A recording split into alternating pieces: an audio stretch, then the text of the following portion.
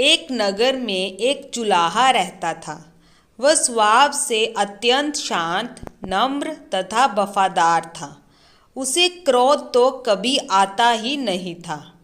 एक बार कुछ लड़कों को शरारत सूझी।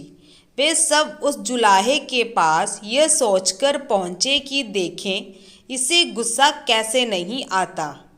उनमें एक लड़का धनवान माता पिता का पुत्र था। वहां पहुंचकर वह बोला, यह साड़ी कितने की दोगे? जुलाहे ने कहा, 10 रुपए की। तब लड़के ने उसे चिढ़ाने के उद्देश्य से साड़ी के 2 टुकड़े कर दिए और एक टुकड़ा हाथ में लेकर बोला, मुझे पूरी साड़ी नहीं चाहिए, आधी चाहिए। इसका क्या दाम लोगे? जुलाहे ने बड़ी शांति से कहा, 5 रुपए। लड़के ने उस टुकड़े के भी 2 भाग किए और दाम पूछा। जुलाहा अब भी शांत। उसने बताया, 2.5 रुपए। लड़का इसी प्रकार साड़ी के टुकड़े करता गया। अंत में बोला, अब मुझे ये साड़ी नहीं चाहिए, ये टुकड़े मेरे किस काम के? जुलाहे ने शांत भाव से कहा, बेटे, अब ये टुकड़े तुम्हारे ही क्या, किसी के भी काम के नहीं रहे। अब लड़के को शर्म आई और कहने लगा, मैंने आपका नुकसान किया है, अंत में आपकी साड़ी का दाम दे देता हूँ।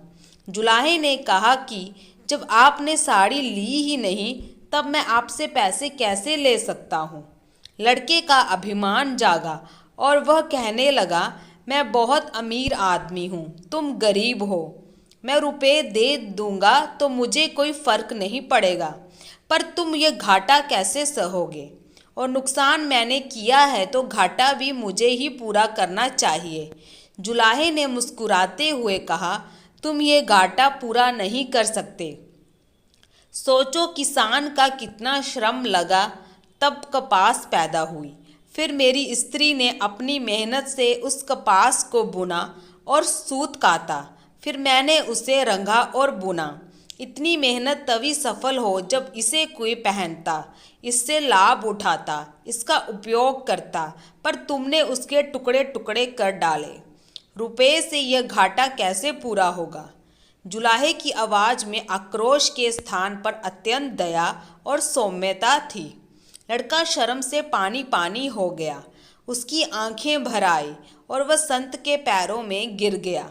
जुलाहे ने बड़े प्यार से उसे उठाकर उसकी पीठ पर हाथ फिराते हुए कहा, बेटा, यदि मैं तुम्हारे रुपए ले लेता तो उसमें मेरा काम चल जाता, पर तुम्हारी जिंदगी का वही हाल होता जो उस साड़ी का हुआ।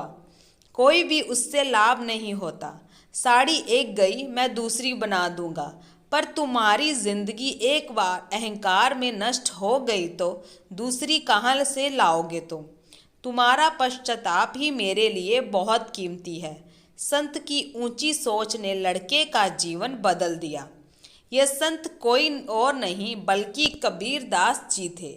अगर आपको मेरी ये कहानी सीख सिखाने वाली लगी हो तो मेरे चैनल को लाइक, सब्सक्राइब, शेयर, कमेंट जरूर कीजिएगा। धन्यवाद।